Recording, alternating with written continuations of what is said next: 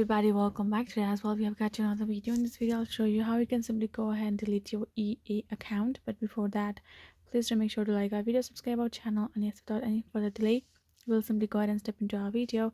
For the matter, what you're gonna do, first of all, gonna go ahead, access your browser in your mobile phone and simply get to this website called help.ea.com, as I have done over here. Once you have done so, this will lead you to this help supports website for the EA, where you're going to find the solution.